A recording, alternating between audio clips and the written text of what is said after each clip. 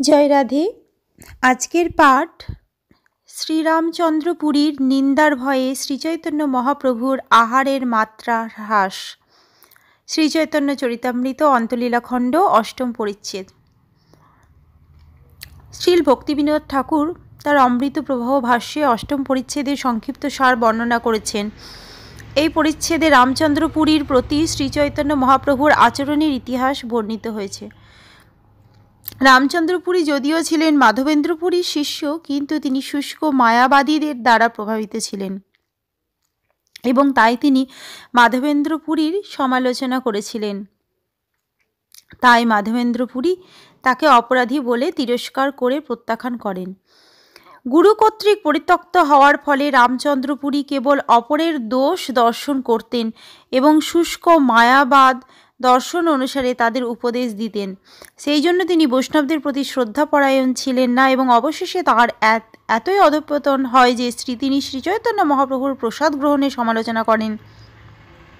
তাঁর সমালোচনা শুনে শ্রীচৈতন্য মহাপ্রভু তার খাওয়া কমিয়ে দেন, কিন্তু রামচন্দ্র পুরী জগন্নাথপুরী ছেড়ে চলে যাওয়ার পর মহাপ্রভু পুনরায় স্বাভাবিকভাবে আচরণ করতে শুরু করেন। তাং বন্দে কৃষ্ণ চৈতন্যং রামচন্দ্র পুরী ভয়াত লৌকিকাহারত সং যো ভিক্ষানং সমকোচয়ত। আমি শ্রীকৃষ্ণ চৈতন্য মহাপ্রভুকে বন্দনা করি, যিনি রামচন্দ্র পুরীর সমালোচনার ভয়ে তার আহারের মাত্রা হ্রাস করেছিলেন। জয় জয় শ্রীচৈতন্য করুণা সিন্ধু অবতার ব্রহ্মা শিবাদিক ভজে চরণ যাহার। জয় জয় অভূত চন্দ্র নিত্যানন্দ জগৎ বাঁধিল জিহ দিয়া প্রেম ফাঁদ। জয় জয় অদ্বৈত ঈশ্বর অবতার কৃষ্ণ অবতারই কইল জগত নিস্তার। জয় জয় শ্রীবাসাদি যত ভক্তগণ শ্রীকৃষ্ণ চৈতন্য প্রভু যার প্রাণধন। এই মতো গৌরচন্দ্র নিজ ভক্ত সঙ্গে নীলাচলে ক্রীড়া করে কৃষ্ণ প্রেম তরঙ্গে। করুণা সিন্ধু অবতার শ্রীচৈতন্য মহাপ্রভুর জয়। ব্রহ্মা শিব আদি দেবতারাও যার শ্রীপাদপদ্মের সেবা করেন। অভূতচন্দ্র শ্রী নিত্যানন্দ প্রভুর জয়, যিনি ভগবৎ প্রেমের ফাঁদে সারা জগৎকে বেঁধেছেন। পরমেশ্বর ভগবানের অবতার শ্রী অদ্বৈত প্রভুর জয়, যিনি শ্রীকৃষ্ণকে অবতরণ করিয়ে সারা জগৎ উদ্ধার করিয়েছেন। শ্রীবাস ঠাকুর আদি সমস্ত ভক্তবৃন্দের জয়। শ্রীকৃষ্ণ চৈতন্য মহাপ্রভু যাদের প্রাণধন। এইভাবে গৌরচন্দ্র শ্রী চৈতন্য মহাপ্রভু তাঁর অন্তরঙ্গ ভক্তদের সঙ্গে নিয়ে নীলাচলে কৃষ্ণ প্রেমের তরঙ্গে লীলা বিলাস করেছিলেন। হেনকালে রামচন্দ্র পুরী গোসাই আইলা পরমানন্দ পুরীরে আর প্রভুরে মিলিলা। পরমানন্দ পুরী কইল চরণ বন্দন, পুরী গোসাই কইল তারে দৃঢ় আলিঙ্গন। সেই সময় রামচন্দ্র পুরী গোসাই পরমানন্দ পুরী এবং শ্রীচৈতন্য মহাপ্রভুকে দর্শন করার জন্য সেখানে এলেন। পরমানন্দ পুরী শ্রীরামচন্দ্র পুরীর চরণ বন্দনা করলেন এবং রামচন্দ্র পুরী তাকে দৃঢ়ভাবে আলিঙ্গন করলেন। যেহেতু রামচন্দ্র পুরী ছিলেন মাধবেন্দ্র পুরীর শিষ্য, তাই পরমানন্দ পুরী এবং শ্রীচৈতন্য মহাপ্রভু উভয়েই তাকে প্রণতি নিবেদন করেছিলেন। শ্রীল ভক্তি সিদ্ধান্ত সরস্বতী ঠাকুর মন্তব্য করেছেন যে যদিও রামচন্দ্র পুরী ছিলেন অত্যন্ত ঈর্ষাপরায়ণ এবং বৈষ্ণব বিদ্বেষী, অর্থাৎ ভক্ত এবং ভগবানের প্রতি বিদ্বেষ পরায়ণ, তবুও সাধারণ মানুষ তাকে গোস্বামী বা গোসাই বলে সম্বোধন করত, কেননা তিনি বাহ্যিকভাবে সন্ন্যাসীর বেশ ধারণ করেছিলেন। এখন এক শ্রেণীর গৃহস্থেরা গোস্বামী উপাধি ব্যবহার করে, কিন্তু পূর্বে এ প্রথা ছিল না। পূর্বে কেবল সন্ন্যাসীদেরই গোস্বামী বলা হতো। যেমন রূপ গোস্বামী এবং সনাতন গোস্বামী ছিলেন সন্ন্যাসী, তেমনি পরমানন্দ পুরী ছিলেন সন্ন্যাসী, তাই তাকে পুরী গোস্বামী বলে সম্বোধন করা হয়েছে। তাই সূক্ষ্মভাবে বিচার করলে দেখা যায় যে গোস্বামী বংশানুক্রমিক উপাধি নয়, তা সন্ন্যাসীর উপাধি। মহাপ্রভু কইলা তারে দণ্ডবত নদী আলিঙ্গন করি তেহ কইল কৃষ্ণ স্মৃতি। তিনজনী ইষ্ট গোষ্ঠী কইলা কতক্ষণ জগদানন্দ পণ্ডিত তারে কইলা নিমন্ত্রণ। তাহলে শ্রীচৈতন্য মহাপ্রভু ও রামচন্দ্র পুরীকে দণ্ডবত প্রণতি নিবেদন করলেন এবং রামচন্দ্র পুরী তখন তাকে আলিঙ্গন করে শ্রীকৃষ্ণকে স্মরণ করলেন। রামচন্দ্র পুরীকে তার গুরুদেব ঈশ্বর পুরী এবং তার গুরুদেব শ্রীল মাধবেন্দ্র পুরী শিষ্য জ্ঞানে শ্রী চৈতন্য মহাপ্রভু প্রণতি নিবেদন করেছিলেন। একজন বৈষ্ণব সন্ন্যাসীর সঙ্গে যখন আরেকজন বৈষ্ণব সন্ন্যাসীর সাক্ষাৎ হয় তখন তারা উভয়েই শ্রীকৃষ্ণকে স্মরণ করেন। এমনকি মায়াবাদী সন্ন্যাসীরাও ওং নমো ভগবতী নারায়ণায় অথবা নম নারায়ণ বলে নারায়ণকে স্মরণ করেন। এইভাবে সন্ন্যাসীর কর্তব্য হচ্ছে শ্রীকৃষ্ণকে স্মরণ করা। স্মৃতিশাস্ত্র অনুসারে সন্ন্যাসী কাউকে প্রণাম করেন না বা আশীর্বাদ করেন না। সেখানে বলা হয়েছে সন্ন্যাসী নিরাশীর নিমস্ক্রিয়, সন্ন্যাসীর পক্ষে কাউকে আশীর্বাদ করা অথবা প্রণাম করা উচিত নয়।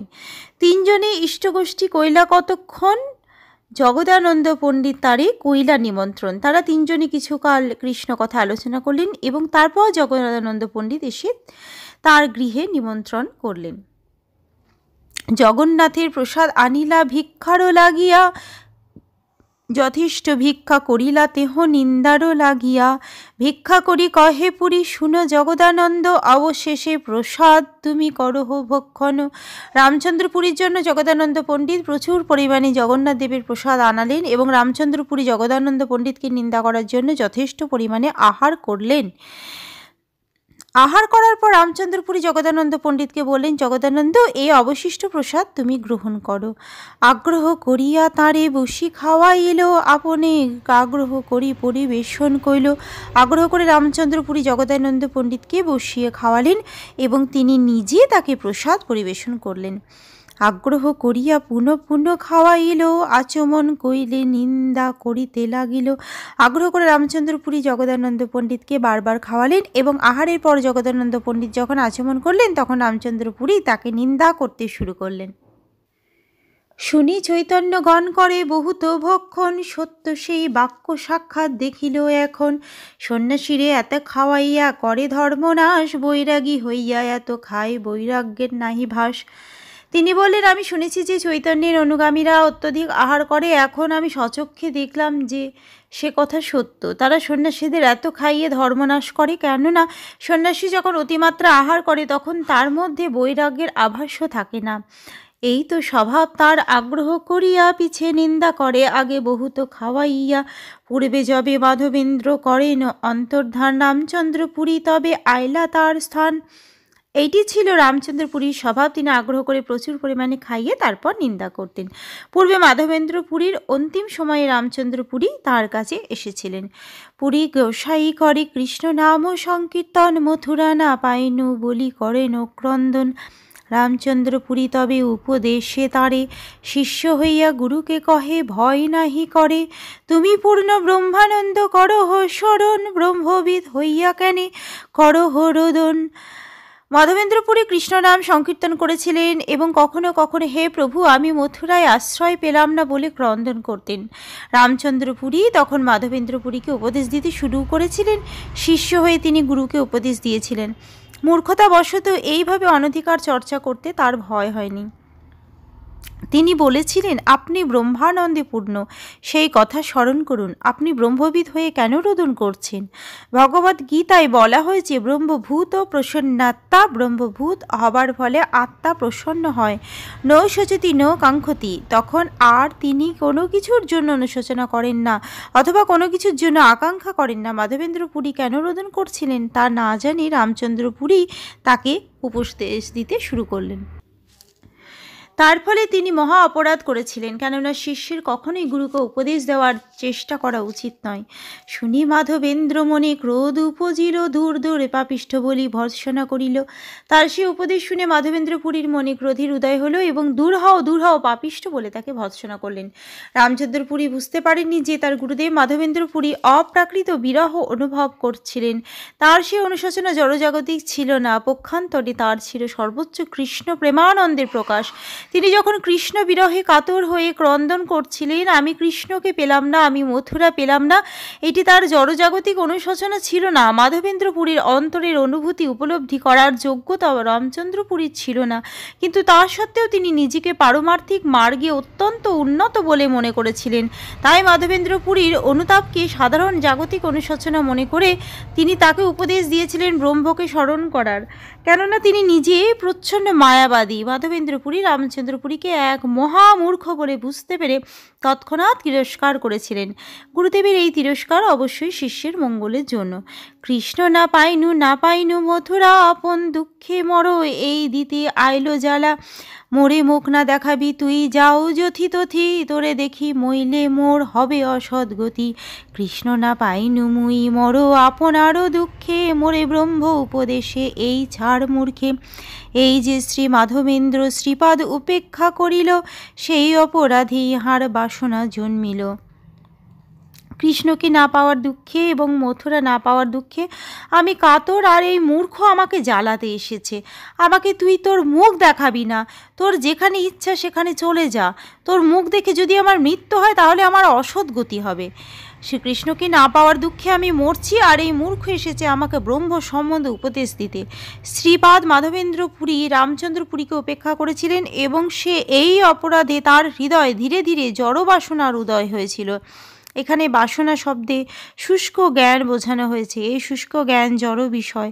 শ্রীমদ্ ভাগবতে বলা হয়েছে, ভগবত ভক্তিবিহীন যে ব্যক্তি কেবল জানতে চান, কেবল বোধলব্ধ হয়ে কেবল মনোধর্ম প্রসূত শুষ্ক জ্ঞান লাভ করেন, তার কোনো রকম পারমার্থিক জ্ঞান লাভ হয় না। ভক্তি সন্দর্ভেও সেই সম্বন্ধে বলা হয়েছে। জীবন্মত্তা ওপি পুনর্যান্তি সংসারে বাসনাম যদ্যচিন্ত মহাশক্ত ভগবত্ত পরাধীন। জীবমুক্ত হওয়া সত্ত্বেও কেউ যদি পরমেশ্বর ভগবানের শ্রী পাদপদ্মে অপরাধ করেন তাহলে তিনি সংসার বাসনায় অধঃপতিত হন এবং তখন তিনি চিন্ময় তত্ত্বকেই কেবল অদ্বয় জ্ঞান বলে মনে করেন। শ্রীমদ্ ভাগবতের লঘু তস্বিনী টিকায় শ্রীল জীব গোস্বামী বলেছিলেন, জীবন্মুক্তা অপি পুনর্বন্ধনং যান্তি কর্মভি যদ্যচিন্তা মহাশক্ত ভগবত্ত পরাধীন। জীবমুক্ত হওয়া সত্ত্বেও কেউ যদি পরমেশ্বর ভগবানের শ্রী পাদপদ্মে অপরাধ করেন তাহলে তিনি পুনরায় জড়বাসনার বন্ধনে আবদ্ধ হন। বিষ্ণুভক্তি চন্দ্রোদয় পুরাণ থেকে এরকম একটি উদ্ধৃতি পাওয়া যায়, জীবন্মুক্তা প্রপদন্তে কচ্চিৎ সংসার বাসনাম যোগিনো ন বিলিপন্তে কর্মর্ভি ভগবৎ পরা। জীবমুক্তরাও কখনো কখনো সংসার বাসনায় আসক্ত হন, কিন্তু যখন তারা সম্পূর্ণরূপে পরমেশ্বর ভগবানের সেবায় যুক্ত হয়েছেন তারা তো কখনো এই ধরনের বাসনার দ্বারা প্রভাবিত হন না। এগুলি প্রামাণিক শাস্ত্রের উক্তি। কেউ যদি শ্রী গুরুদেব অথবা পরমেশ্বর ভগবানের শ্রীপাদপদ্মে অপরাধ করেন তাহলে তিনি জড়স্তরে অধঃপতিত হয়ে মনোধর্ম প্রসূত জ্ঞানের প্রচেষ্টায় লিপ্ত হন। শুষ্ক ব্রহ্মজ্ঞানী নাহি কৃষ্ণের সম্বন্ধ, সর্বলোক নিন্দা করে নিন্দাতে নির্বন্ধ। শুষ্ক ব্রহ্মজ্ঞানী কৃষ্ণের সঙ্গে কোনো সম্বন্ধ নেই, তার একমাত্র কাজ হচ্ছে বৈষ্ণবদের নিন্দা করা এবং তার ফলে সকলের নিন্দা করাই তার একমাত্র কাজ হয়ে দাঁড়ায়। শ্রীল ভক্তি সিদ্ধান্ত সরস্বতী ঠাকুর তার অনুভাষ্যে নির্বন্ধ শব্দের দ্বারা রামচন্দ্রপুরীর অপরাধের প্রতি নিন্দা করার তীব্র বাসনাকে নির্দেশ করেছেন। নির্বিশেষ মায়াবাদীরা, যাদের কৃষ্ণের সঙ্গে কোনো সম্বন্ধ নেই, যারা ভগবত ভক্তির আশ্রয় গ্রহণ করে না এবং যারা ব্রহ্মকে শুষ্ক জ্ঞানের মাধ্যমে উপলব্ধি করার চেষ্টা করে, তারা মনে করে কৃষ্ণ ভক্তি কর্মকাণ্ড অথবা সকাম কর্মের অন্তর্ভুক্তি। তাদের মতে কৃষ্ণ ভক্তি ধর্ম, অর্থ, কাম ও মোক্ষ লাভের অন্য আরেকটি উপায় মাত্র। সুতরাং ভক্তরা জড়জাগতিক কার্যকলাপে রত এই মনে করে তারা সমালোচনা করে। তারা মনে করে ভগবত ভক্তি হচ্ছে মায়া এবং কৃষ্ণ অথবা বিষ্ণু ও মায়া। সে কারণে তাদেরকে মায়াবাদী বলা হয়। যারা কৃষ্ণ তার ভক্তদের প্রতি অপরাধী, তাদের এই ধরনের মনোভাব জাগ্রত হয়। ঈশ্বরপুরী গোসাই করে শ্রীপাদ সেবন, স্বহস্তে করেন মলমূত্রাদি মার্জন। শ্রীচৈতন্য মহাপ্রভুর গুরুদেব ঈশ্বরপুরী মাধবেন্দ্রপুরীর সেবা করেছিলেন। তিনি স্বহস্তে তাঁর মলমূত্রাদি মার্জন করেছিলেন। নিরন্তর কৃষ্ণ নাম করাই স্মরণ, কৃষ্ণ নাম কৃষ্ণলীলা শোনাই অনুক্ষণ। ঈশ্বরপুরী সর্বক্ষণ মাধবেন্দ্রপুরীকে কৃষ্ণ নাম এবং কৃষ্ণলীলা শোনাতেন। এইভাবে তিনি মাধবেন্দ্রপুরীকে তাঁর অপ্রকটের সময় কৃষ্ণ নাম স্মরণ করতে সাহায্য করেন। তুষ্ট হইয়া পুরী তারে কইলা আলিঙ্গন, বর দিলা কৃষ্ণে তোমার হউক প্রেমধন। সন্তুষ্ট হয়ে মাধবেন্দ্রপুরী তাকে আলিঙ্গন করে বর দিয়েছিলেন, তোমার কৃষ্ণ প্রেমরূপ সম্পদ লাভ হোক। সেই হইতে ঈশ্বরপুরী প্রেমের সাগর, রামচন্দ্রপুরী হইল সর্বনিন্দাকর। মহদ অনুগ্রহ নিগ্রহের সাক্ষী দুইজনে, এই দুই দ্বারে শিখাইলা জগজনে। সেই থেকে ঈশ্বরপুরী হলেন কৃষ্ণপ্রেমের সাগর, আর রামচন্দ্রপুরী হলেন সকলের নিন্দাকারী নিন্দার সাগর। মহৎ ব্যক্তির অনুগ্রহ এবং নিগ্রহের তারা দুজন সাক্ষী। মাধবেন্দ্রপুরীর এই দুজন শিষ্যের দ্বারা ভগবান সমস্ত জগৎবাসীদের শিক্ষা দিলেন। জগৎগুরু মাধবেন্দ্র করি প্রেমদান, এই শ্লোক পড়িতেহ কইল অন্তর্ধান। সারা জগতের গুরু মাধবেন্দ্রপুরী সারা জগৎকে কৃষ্ণ প্রেম দান করে নিম্নলিখিত শ্লোকটি উচ্চারণ করে জগৎ থেকে অপ্রকট হলেন। ওই দিন দয়ার্দ্র নাথ হে মথুরানাথ কদাবলোক্যসে, হৃদয়ং তদলোকাতরং দ্বৈত ভ্রমতি কিঙ্কর মোহম। হে দীন দয়ার্দ্র নাথ, হে মথুরা নাথ, কবে আমি তোমাকে দর্শন করব? তোমার দর্শনে বঞ্চিত হয়ে আমার হৃদয় যে অত্যন্ত অস্থির হয়ে পড়েছে। হে প্রিয়তম, আমি কি করব? এই শ্লোকে কৃষ্ণ প্রেম করে উপদেশ, কৃষ্ণের বিরহে ভক্তের ভাব অবিবেশ। এই শ্লোকে মাধবেন্দ্রপুরী উপদেশ দিয়েছেন কিভাবে কৃষ্ণ প্রেম লাভ করতে হয়। কৃষ্ণের বিরহে ভক্ত চিন্ময়ভাবে আবিষ্ট হন। পৃথিবীতে রোপণ করি গেলা প্রেমাঙ্কুর, সেই প্রেমাঙ্কুরের বৃক্ষ চৈতন্য ঠাকুর। এ পৃথিবীতে কৃষ্ণ প্রেমের অঙ্কুর রোপণ করে মাধবেন্দ্রপুরী এই জগৎ থেকে অপ্রকট হলেন। সে প্রেমাঙ্কুর কালক্রমে এক বিশাল বৃক্ষে পরিণত হয় এবং সেই বৃক্ষটি হচ্ছে শ্রীচৈতন্য মহাপ্রভু। প্রস্তাবে কহিল পুরী গোসাইয়ের নির্যান, যেই ইহা শুনে সেই বড় ভাগ্যবান। প্রসঙ্গক্রমে আমি মাধবেন্দ্রপুরী নির্যান বর্ণনা করলাম। যিনি তা শোনেন তিনি অত্যন্ত ভাগ্যবান। রামচন্দ্রপুরী ওইছে রহিলা নীলাচলে, বিরক্ত স্বভাব কভু রহে না কোনো স্থলে। অনিমন্ত্রণ ভিক্ষা করে নাহিক নির্ণয়, অন্যের ভিক্ষার স্থিতির লহেন নিশ্চয়। প্রভুর নিমন্ত্রণে লাগে কৌড়ি চারিবন, কভু কাশীশ্বর গোবিন্দ খান তিনজন। এইভাবে রামচন্দ্রপুরী জগন্নাথপুরীতে রইলেন। সন্ন্যাসী হওয়ায় তিনি স্বাভাবিকভাবে বিষয়ের প্রতি অনাসক্ত ছিলেন। তিনি কোনো স্থানে কিছুদিন থাকতেন, তারপর সেখান থেকে চলে যেতেন। রামচন্দ্রপুরী যে কোথায় ভিক্ষা গ্রহণ করবেন তার কোনো নিশ্চয়তা ছিল না, কেননা কখনো কখনো তিনি অনিমন্ত্রিতভাবে কোথাও গিয়ে ভিক্ষা গ্রহণ করতেন, কিন্তু অন্যেরা যে কোথায় কিভাবে আহার করছেন তার খবর তিনি খুব ভালোভাবে রাখতেন। শ্রীচৈতন্য মহাপ্রভুকে নিমন্ত্রণ করতে কেবল 4 পণ কড়ি লাগত। তাতে শ্রীচৈতন্য মহাপ্রভু, কাশীশ্বর এবং গোবিন্দ এই তিনজনের খাওয়া হতো। প্রত্যহ প্রভুর ভিক্ষা ইতি উতি হয়, কেহ যদি মূল্য আনি 4 পণ নির্ণয়।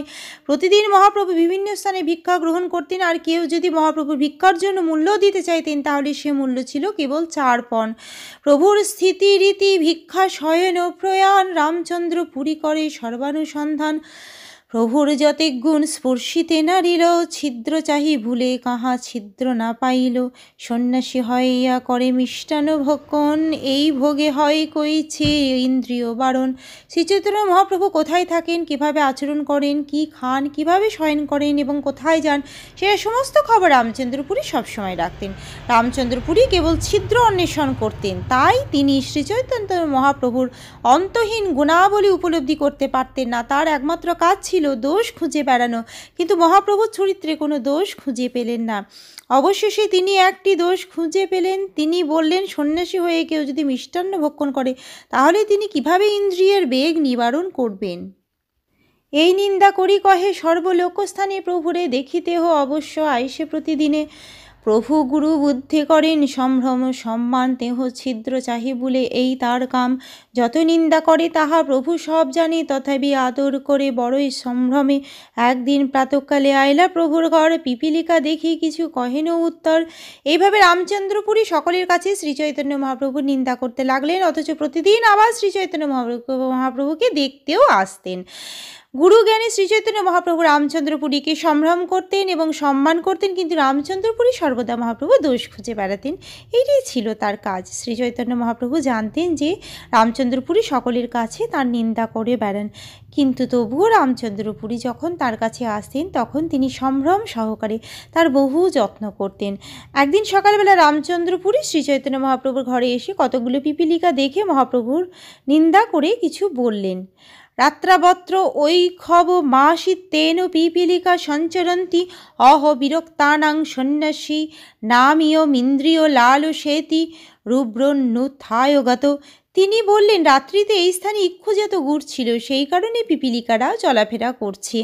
অহো, এই ত্যাগী সন্ন্যাসী ইন্দ্রিয় তৃপ্তির জন্য এত আসক্ত। এই কথা বলে তিনি চলে গেলেন। প্রভু পরম্পরায় নিন্দা কইরাছেন শ্রবণ, এবে সাক্ষাৎ শুনিলেন কল্পিত নিন্দন। শ্রীচৈতন্য মহাপ্রভু লোকমুখে রামচন্দ্রপুরীর নিন্দার কথা শুনেছিলেন, এখন তিনি সাক্ষাৎ তার কল্পিত নিন্দা শুনলেন। শ্রীচৈতন্য মহাপ্রভু সাক্ষাৎ পরমেশ্বর ভগবান, তাই রামচন্দ্রপুরী তার চরিত্রে কোনো দোষ খুঁজে পাননি। পিপীলিকা প্রায় সর্বত্রই দেখা যায়, কিন্তু রামচন্দ্রপুরী যখন শ্রীচৈতন্য মহাপ্রভুর ঘরে পিপীলিকা দেখেন, তখন তিনি সিদ্ধান্ত করেন যে শ্রীচৈতন্য মহাপ্রভু নিশ্চয়ই মিষ্টান্ন খেয়েছেন, যার ফলে সেখানে পিপীলিকা এসেছে।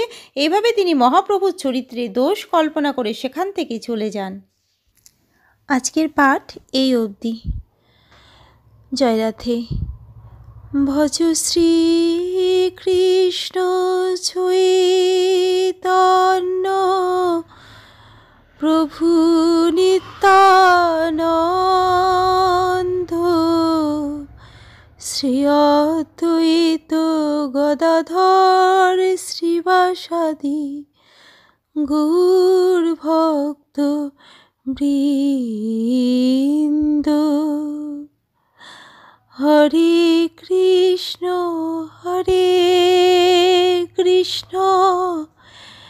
কৃষ্ণ কৃষ্ণ হরে হরে, হরে রাম